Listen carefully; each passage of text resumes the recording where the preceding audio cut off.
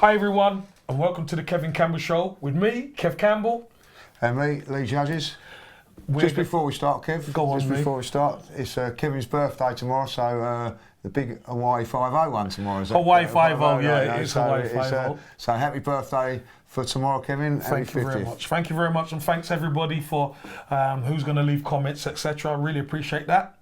So, but let's get into it, Lee, because I think this one could be pretty fast-paced. We want it that way. Yeah. The 5 things I think Arsenal need to look at and address is, number 1, Aubameyang. I think with him running his contract down kind of thing, are we going to fall back into the same situation we've had with Sanchez and Ozil? Yeah. So, sell or keep. Number 2 is SAKA. What's his potential? I think it's good potential, but we'll discuss that. Number 3 is Mikel Arteta. What moves, if you were Arteta, would you look to be making? Not necessarily transfer. We know what happens with the transfers. Nothing. But yeah, well, there is a couple of guys who come in, but there's certain things we could look at. So number 4 is new transfers. So we could address that kind of stuff. And last but not least is the future. What do you want to happen for moving forward now to the summer and then summer beyond?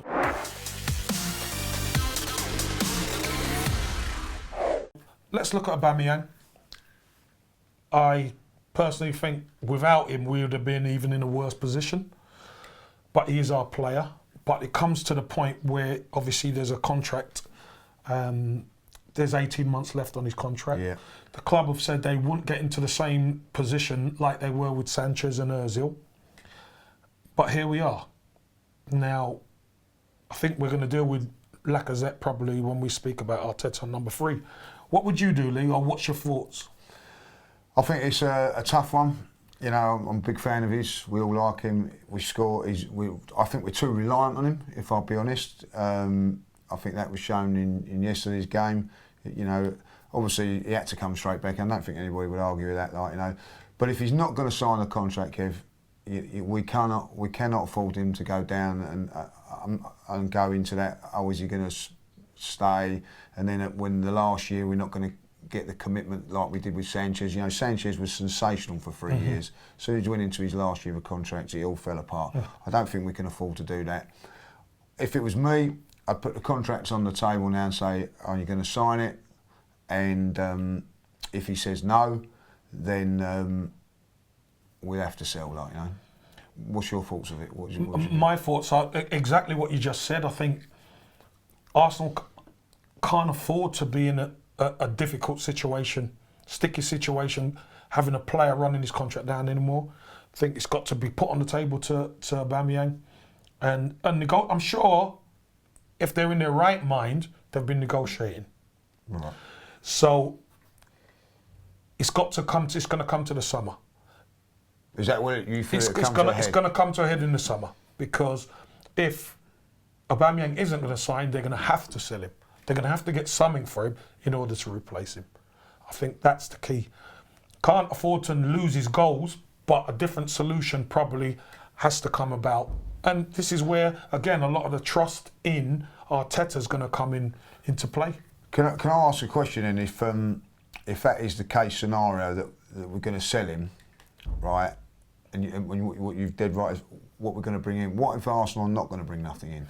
Then, well, if Arsenal ain't going to bring anything in, do we let him run out his contract so like the likes of Martinelli and Eddie can progress? Well, if I think either way, if he's going to run his contract down, he's going to have to be sold, because and you have Arsenal to get got to replace. Well, if they don't replace, as you're saying, they're not going to. Let's say they're not going to replace him. That money's got to be used for other parts of the team. Yeah. I think that's really important. If we don't re-sign Aubameyang, that money that we sell Aubameyang for has to be used to strengthen other areas, attacking midfielder, winger, or whatever. We need other components within this team because we're still unbalanced. Right. You're Aubameyang. You know what goes on at Arsenal and things like that. There's the contract. Are you going to sign it being Aubameyang? What when you're saying negotiating, what would you be asking? What would you be saying? I would happily look the manager in the eye, and I would ask this question: you tell me who is going to be coming in next season, or what's your thoughts on how we're going to move this thing forward? Because I think Aubameyang he's been at the club a couple of years now, and he's seen the rocky side of Arsenal. Let's be honest. We haven't really been stable with Aubameyang, and someone of his ilk who scores that amount of goals, we should have been winning and challenging. We should have been doing a lot more than we have. So he's well within his rights to ask that question. Now it's up to the manager, Mikel Arteta, the coach, to convince him this is the place where he needs to be. Because if he signs again, there's no resale value. Yeah, So we're signing him just for the goals. Would you also ask what position you'd be playing? Would you be saying, like, if I'm going to sign this contract, it's down the middle, or could you do that? He could. Of course he could. I want to play down the middle, and you find out what the temperature is of how the manager feels about you playing down the middle. But who would do that? Yourself, or would you have your agent in there doing that as well? No, your agent could ask, but it's a lot easier for the player because you're on the training pitch with them all the time. So if I know there's negotiations going on, I could speak to you. Say, Gaffer, what's going on? You know, I want to play down the middle. He's probably even said it, and Mikel Arteta might say, actually, Pierre, I think you're going to be more effective coming from the left, because he could have scored a couple of goals yesterday. Yeah. He scored a goal against Crystal Palace, making that run in from the left, because he doesn't really stay out on the left all the time. He tends to come in, and when Lacazette pulls deep, he gets into that space. Very difficult to pick up. So, you know, Arteta might have a different spin on it and say, you score a lot more goals from here, blah, blah, blah, blah, blah. I'm not too sure. So I think that's good for everybody to know this. So, like, your agent's in conversation with the club. Yep, to negotiate about length of time and all so these. So the manager would say, like, if that was going on, he could pull you in training and just say to you, "What's your thoughts?" I think. Remember, they won't be negotiating with Mikel Arteta. The agent will be negotiating with the club, with the hierarchy, because you're talking numbers and all that kind of thing. But everything football, as a player, you need to discuss with the manager, coach. So that would go in the training ground. So I could pull the manager, or the manager might pull me and say, you know, what's your thoughts on, you know, how we're playing, etc., etc. And you could then turn around and say, I don't really like it on the left. I much prefer it when I'm down the middle. I much prefer it with wingers. I much do this. I much prefer that. But the manager has a certain system. Is he flexible? Because that's the other thing Aubameyang might find out. How flexible is Arteta's system, or how he wants to play? Because I've said it all along. I think those front two with Lacazette chucked in, although Lacazette's really struggling for confidence now, they're better as a two. They're better as a pair. And they won't always stay like that. They can do that. They can dovetail, one will pull up. They can do all sorts of permutations because they've got an understanding. But if the manager isn't going to play that way, then Aubameyang's going to have to take a look and think, he wants to play me on the left. I don't like it out there. So if he's not going to play him on the left, maybe his agent would have spoke to Real Madrid, or Real Madrid have said, we're playing down the middle. Yeah, so it's kind of... So, you know, if we're going to play him down the middle... So, who's the most powerful at this moment in the football club, Aubameyang or Arteta, in your opinion? Arteta's powerful because he's the coach. But the player, he's only got 18 months left. The player should never get to 18 months left without the club knowing what he's doing. So Arsenal, again, are in a vulnerable position solely because Emery's got the sack, and obviously Freddie took over, and now we've got a new coach. So six months has gone, where really he should be negotiating to push him forward. Couldn't negotiate because it was like that. Yeah, don't know who's coming in and out. Arteta's there. Arteta has to pick the pieces up, try and win over the dressing room, try and get everybody into the same wavelength and everything. It's difficult. It's a really difficult time, but this is something that needs to be addressed. Yeah.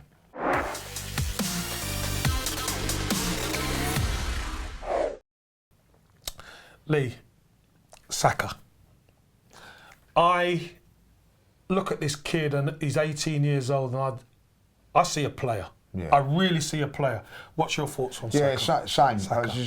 You make a great thing about the eye test. Yeah, I love that saying, the eye test, because when you watch him, straight away you know there's a player. I think yesterday, him getting injured distorted us a little bit. We weren't as free-flowing. That's an 18-year-old kid playing left-back. You know, the shape of the team went out of the window. I'm going to have to say that I thought SAKA went back in there and done okay. Yeah. But we lost him in the midfield. Attacking impetus. Well, what happens is when SAKA goes down the left-hand side, SAKA, it's confusing with them two now, isn't it? But he covers him and he's got that little bit of freedom. I think where he's playing at the moment gives him a little bit more freedom to push on as much as he wants. Because everything's ahead of him. Everything's ahead of him and he's looking really, really good. I think at 18 years of age, which I think is a big problem for Arsenal, is that two best players at this moment, so our most exciting players are SAKA and Martinelli. Question Arteta yesterday, I think it's been working like a treat with them two as a dovetail, as a tandem, a little partnership. Yeah, I thought it really working well, and for love or money, he changed that by putting Aubameyang in there, like, you know. But for me, SAKA is playing very, very well on the left. I think it's going to be another interesting dilemma for Arteta, is that when the fullbacks are fitting Tierney and Kolasinac, what is actually going to happen with SAKA? Because I think he's got to dovetail him in the team somewhere along the line, whether that be at left back or wide left. I don't think he's a left back. Personally, I don't think he's a left back. I think he's doing a really good job there because he's a good footballer. So where do you see him in the long run? He's a wide left. Mesut Ozil role? Well, I wouldn't quite say Mesut Ozil role because he's a lefty and lefties give balance. He's used to playing on the left-hand side, operating on that side. I believe he can play high, and with a bit more confidence, I think he could do really well in that position, because he's kind of like a winger. We haven't really got wingers with a left foot who like to be on the left. It's crazy.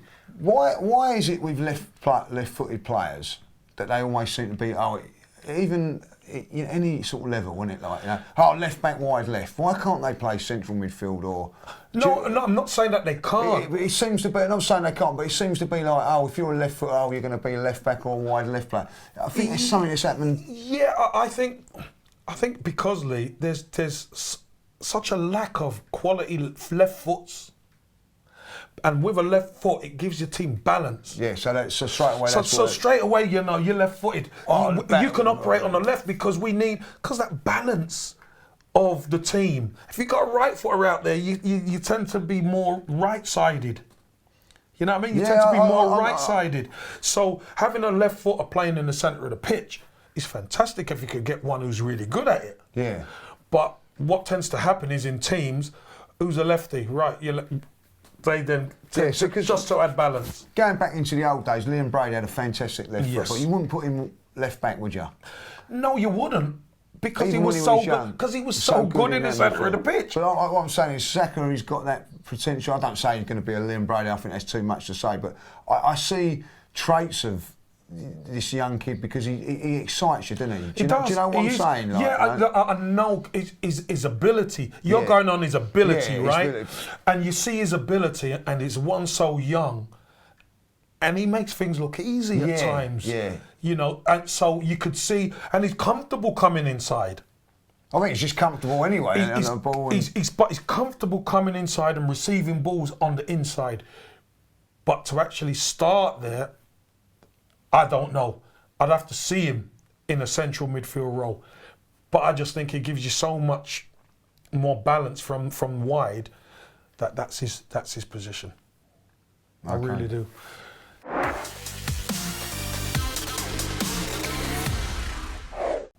We're talking about Arteta's moves. What moves should Arteta make within the club? There's a dilemma with Lacazette now, because we know he's won over certain elements of the dressing room, like the Ozils of this world. Lacazette is sticking with him. What's your thoughts on what Mikel Arteta should be doing and the moves he should be making? Well, I think what I think he's trying to do is he's trying to look at everybody at this moment in time. Now, people are going to say, well, he hasn't looked at Ceballos yet, or he hasn't done this and that. You can only do so many positions at a certain time, and I think that what he's doing, I think that he's looking to strengthen the back four up and the defensive structure of the team before he even thinks about looking at the forward. So he's relying on these experienced players from the forward points of view. I think he's got to become ruthless. I worry that he's not going to be ruthless, and I mean by ruthless is the players that are underperforming, and there are players underperforming. Yep. There are that, you know. We've always bigged up Lacazette and said that he deserves to be in the team for his hold-up play and all that. As we both agreed, it deteriorated. It wilted yesterday. Yeah. Like, you could see game fell apart. His game fell apart yesterday. I think if he'd have scored that header in the first couple of minutes, it could have been different. Would have lifted him, but it didn't. Yeah. And bit by bit, you could see the whole of his game breaking down. Yeah. So, you know, the lack of confidence, which is, from my point of view, hard to believe. You will have a different view of that. Yeah. So he's got to be ruthless now. You know, does he say, right, I go again with him, or does he not? And I feel that that's a bit of a problem. Is that someone like Pepe, for instance, £72 million player for us. I felt yesterday he was left out, and I felt that he'd been starting to come better. Starting to see more of him, but was leaving him out. Was that the right decision? So I feel that at this moment in time, the problem with Arteta is, and I'm not criticising him, just observations from the eye test, is that he's catering a little bit, you know, to get in Lacazette, to get in Ozil, and I feel that these players, not deliberately letting him down, but they are letting him down. Performing. They're not performing. Yeah. Mesut Ozil yesterday had a fantastic first 10 minutes. You know what I mean? And that was it. But 10 minutes is not good enough, Kevin. No, you're right. It's not good enough. You're right. It's not good enough. It's not good enough against Burnley. It's 10 minutes against Burnley. So what are we going to get when he plays Chelsea, Man City? 5 minutes? It's not acceptable. And it's no good trying to defend the undefendable. Undefendable. It's not. It was there yesterday. His performance was weak. He took him off. Now Willock played well against Bournemouth, and was left out, and he was the one that come on. We got back the midfield yesterday. So I feel that there is times now that Arteta's going to have to say to himself, right, I'm going to be ruthless, or am I going to give these players enough rope for them to hang themselves, sort of thing, like, you know. That's what I feel that he's going to have to do. But I don't think at this moment in time he's ruthless enough, and I think that's the word and key that he's got to be. Lee, I think you're right, actually. I think what Mikel Arteta, because remember, he's inherited this situation. Yeah. And having to have Mesut Ozil, having like a performing Lacazette is a godsend to him. Yeah, player of the year last year. Yeah, player of the year last year. And as a player, when you lose form, what you need your teammates to help you out. And Lacazette is so isolated, or he's having to come so deep for the ball, that when an opportunity does come, he either wants to try and make it perfect, take an extra touch to try and make it perfect, which you haven't got that time, or you don't get the right contact on the ball, like the header. You don't get the right contact and you miss a chance where really you should be minimum hitting the target. Yeah, minimum, yeah. And then that plays on your mind, because it's crazy. You go into training and you're training, everything happens in training, you're hitting the back of the net in training, and you think, why don't it happen on the Saturday or the Sunday or when the game day? But it's just something in your head that is triggered once the game kicks off, that it's just not happening for you. And let me tell you this, if you're playing well and assisting, people would go with you a bit more. And I'll be honest, Arsenal fans have been with Lacazette most of the time. Yeah, fantastic. They've been with him for most of the time. But right now, his game is, as we said before, his game is breaking down to the levels where and I don't usually see this with Lacazette, the ball, our attacks are breaking down on him. Yeah. You know, and it's not one. I think it was First five times. 3, 4, 5, you know, 6 times things are breaking down on him, Lee. And you just can't afford that in the Premier League. No. And we're lucky we didn't get punished. So, you know, Arteta does have to be ruthless. Does he go with the kids and say, right, I'm going to put the kids in? You know, I'm not going to stand for trying to mollycoddle anybody. These are the minimums you need. I thought Willock gives us an athleticism from the centre of the pitch that we missed. We really missed that athleticism. And that's how we get control of it again, because he can run. He can run, and he can run hard, and he's happy to run with the ball, he's happy to run without the ball, and he's happy to run in beyond the strikers. And that's something we've lacked for a long time.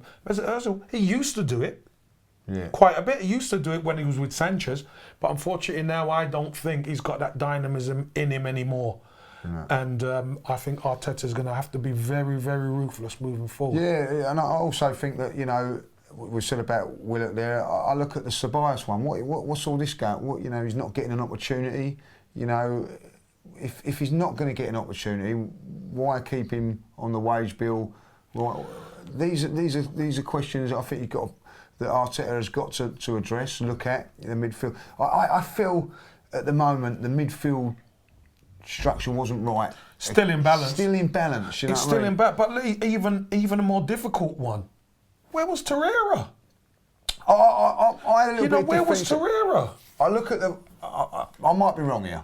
I tried to defend that one yesterday because I felt that the one thing that Burnley are, they're going to exploit with a lot of free kicks, a lot of high balls and all that. And I felt Torreira being small, that they maybe like he felt that this wasn't the game for him to, you know, with the aerial battles and things like that. Maybe that's why. But then in the second half, he brings him on. So that really ended my theory. Like, you know? Well, my point is this. If you believe in your players... Play them. Play them. I mean, there's enough big lumps at the back to be able to go and head the ball. There's only one ball. Go and head it. Again, though, I don't think Arteta is entirely comfortable with the defenders that he's got. But my point, Lee, is he might not be entirely comfortable with the defenders he's got. But that's what you got centre-halves for. Yeah. That's what the likes of Granit Xhaka is in the team for. To be able to go up and challenge aerially. Everyone's not going to be big. We know that. But you're going to need your best headers of the ball to go and attack that ball. So what does that say about Torreira and Arteta then? Is it... Look, for me, and this is why I put this question, because these moves to me don't make sense. To leave him out and put him on the bench and then bring him on in the second half. Why?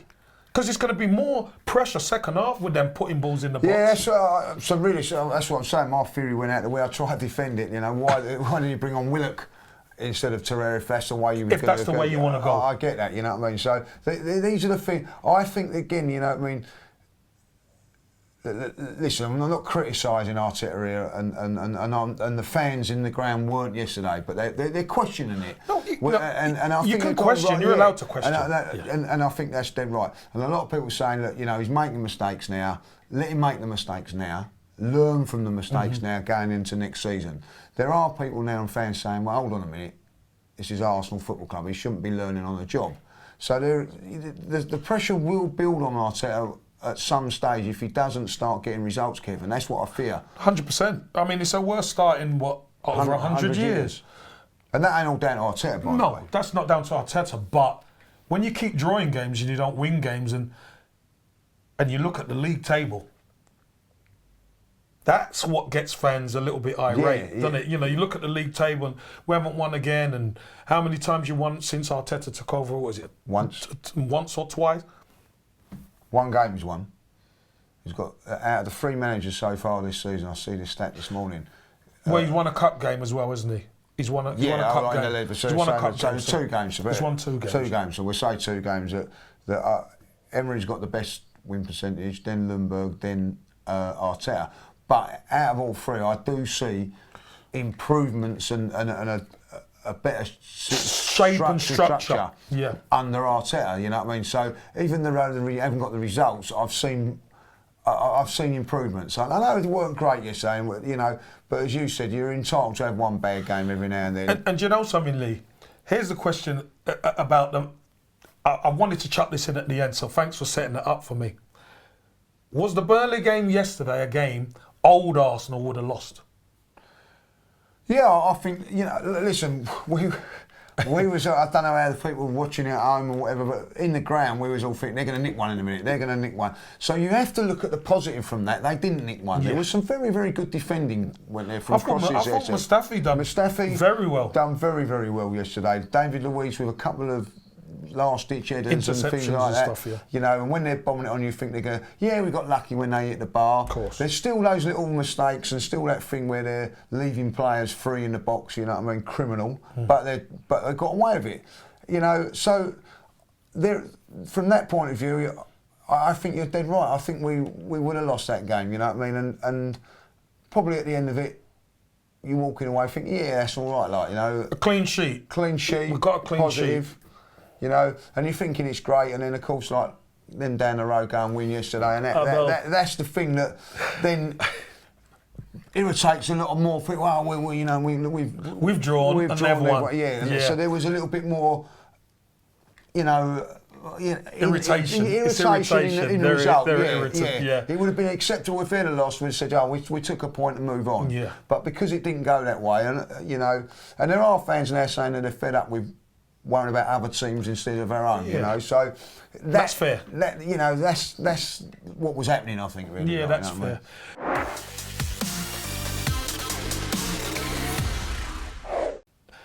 We know, look, it's not what all the fan base wanted. No. We know about January, everyone says, oh, you know, you can't get this and you can't get that, blah, blah, blah, blah, blah. To me, it's all hogwash. It's total hogwash. Totally. Because if you can go and get a player who can make your team better, whether it's on loan or you sign him, you go and do it. Exactly. Especially where we are. Exactly. Okay? No arguments. In the position. So, what's your thoughts on the players that have come in? Don't know. I'm going to be honest, you know, I think he's got a nice name, Pablo Mari. Looks like a nice game, be able to get a song out of that, you know what I mean? But at the end of the day, I haven't got a clue what he's like, what he is, so I can't say that, you know what I mean? I mean, I don't know if you saw when they played in the Club World Cup. I see the clips of it. It's bad enough watching Liverpool in the Premier League. Well, you know. Obviously I don't really watch them, but I watched the clips and I watched him, some of the stuff. I got friends who have seen him play. They said he's very good on the ball. He's big, he's strong, good in the air, and he's calm. And I think that left-sided centre half is really important to setting up play and how the system, how Arteta wants to do it. So if he gets his chance, I think we'd like to see him straight away. We'd like to see him straight away. I mean, I don't know why he wasn't involved yesterday, but I'm sure they've got their reasons. Packing his suitcase, I hear, like. They've got their reasons. As you say, you don't really know much about him, but Cedric, I've watched him quite a few times actually. Do you know he's a really good player. Decent. He's a really good player. Premiership experience. Premiership experience. He can play right back or left back. And he's good at it. He's a good defender. Right. And he's good at going forward, and his delivery is very good as well. So I know it's only Southampton, but I tell you, this guy's a good player, international as well. Listen, Liverpool have built their title race on Southampton players. We pulled out two great players from Southampton over the years in Chamberlain and Walcott. So you know, I'm not, and I think Arsenal should be a little bit more open to those sort of signings, you know. But what it's done is improved our squad. It's not improved our team. Now, people go, oh, it's very, very hard in January to improve a team, you know. We're 10th or 12th in the league when the transfer window was on.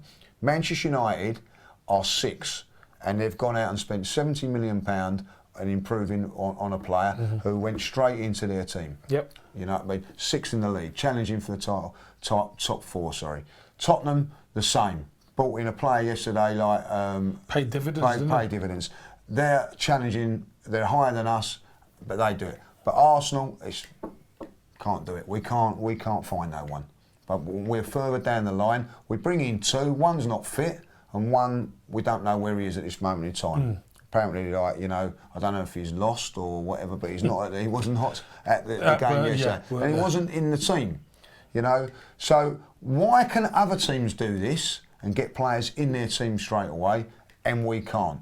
I get it that Liverpool and Man City can't because they're a different standard and higher up, but I'm talking about teams that are chasing those title top four places, Champions League spots, have brought in players and they've put them into their team straight away. Now, whether they work or whether they don't, there's ambition shown by those clubs. Arsenal show no ambition as far as I see.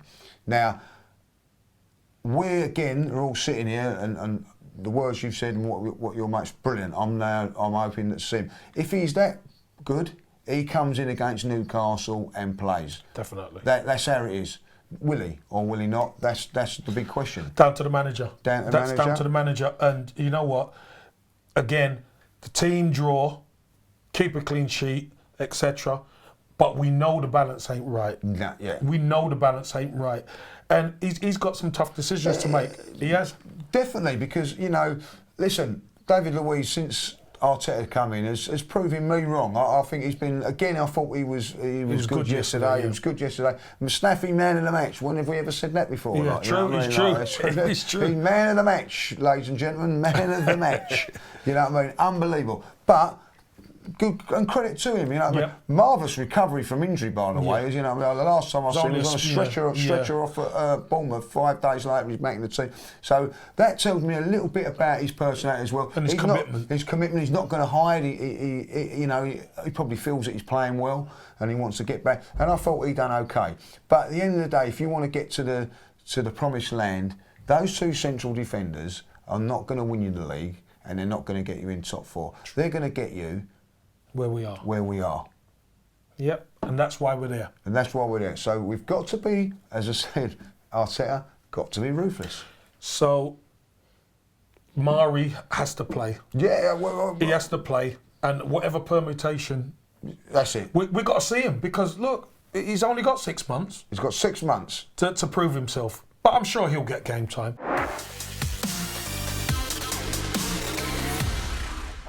Let's look at the future. What is it you're looking forward to now for the future? My expectations over this season have changed, and this season, what I'm enjoying watching the Arsenal play for the likes of Martinelli and Saka, and also the improvement of the senior players that are playing it. But they're still not at the standard it should be. But every time I go to the ground now, I open up my phone when that team sheet's out. As long as Martinelli and Saka are in that team, I'm pleased. Right, because they are the future of Arsenal at this moment in time. I would like to see the likes of Willett come in there a little bit more, but I look at Xhaka, I look at Torreira, I look at Ozil, I look at Lacazette, and even Aubameyang to a certain degree. With these guys in the team, we are 10th. Something needs to change. Now, either they're going to have to shape up or they go. They'll ship out. Ship out. Shape up or ship out, because that is what it is going to be like now. So I am now looking for these players. Do they really want to play for Arsenal? Do they want to take us to the next level? If they don't, they can go. And that's what I'm really looking forward to watching. I'm watching Arsenal in a different mode, if you know what I mean, to where it's all about winning. It's all about, you know, when Arsenal have won, I'm happy. If they lose and get the up, now I'm looking at it from a different perspective. Next season I won't, by the way. I'll be back. You wanted to challenge, you wanted to challenge. And so everybody's got a little bit of a free ride with the pressure off from the fans' point of view, in my opinion. So either you deliver, and if you cannot deliver in those circumstances, then when the pressure's on and how are you going to deliver? So it's a big ask for that. So I'm looking for some improvement in the league form there. FA Cup, we've got a great chance at Portsmouth. Great little trip up down there. Good old school ground. For a bit of silverware to try and challenge. Get some silverware. Try and get because winning trophies will take pressure off. Big time. You know what I mean? Imagine if we did go and win the FA Cup this year. That'd be a massive power pill for Arteta to go forward with power to try and convince the board that I need some more funds or whatever. Right. So I think that's very, very important. Europa League, I think we're going to fall short in it. I really do. You know what I mean? But let's give it a go and see where we go from there. For me, for the future, I just want to see Arteta get balance in the team. I know he's been working at the defence a lot more, but I want to see that transition through the team where we defend and then we break and we can score. That's the difference, you know, because when the transition really happens right now, it goes into midfield and then it gets slowed down. They all get behind the ball and it's difficult to break them down once that happens. But the better teams, which we're not very good at right now, but I know we can work on that and get that better. So I'm looking for the likes of Pepe to have a better second half of the season. I think there's a real player there. I think working with Arteta on the training pitch is going to really improve him. I want to see that. Look, I want to see Lacazette get a goal because as long as he's at the club, I want our front boy scoring. I definitely want that. I want Martinelli to keep doing what he's doing. I want Aubameyang scoring. I want silverware. I've got to say that. It's Arsenal. I want silverware. I'm not going to take, mediocre. No, not having that. Don't care what's happening. Got a new manager who's saying, we're going to press and do all the hard yards. Let's get some silverware in whatever way, shape or form that is, Lee. That's what I want, and I want to have a go at the Europa because you know what? That might be our saving grace to get into that Champions League. Well, it's the only way we're going to get in. Well, it's the only way, yeah. It's the only way we're going to really get in now because top fours. It's not mathematical out of our hands, but realistically, we've drawn that many games. It's not going to happen. Nah, it's not going to happen. So, anyway, well, that's it. I thought it was pretty quick today. That was a good one. Everyone, look, thanks for tuning in. Leave your comments and all the questions. We'll be back in a couple of weeks when we're going to have a bit of fun, aren't we? We're going to do something different, something a little bit different for you. Because it's winter break. So we ain't got a game. We ain't got a game, so we're going to try and give you maybe something that you could have a laugh or have a bit of comment. A bit of laugh over. And if you've got any questions, please feel free. We'll try and answer them. Or, anything you want to throw at Kevin.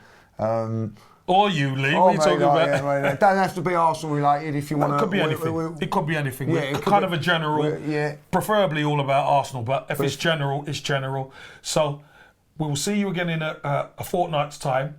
So it's goodbye from me, Kev Campbell, and goodbye from me, Lee Judges. Have a good couple of weeks. Have a lovely couple of weeks in the winter break.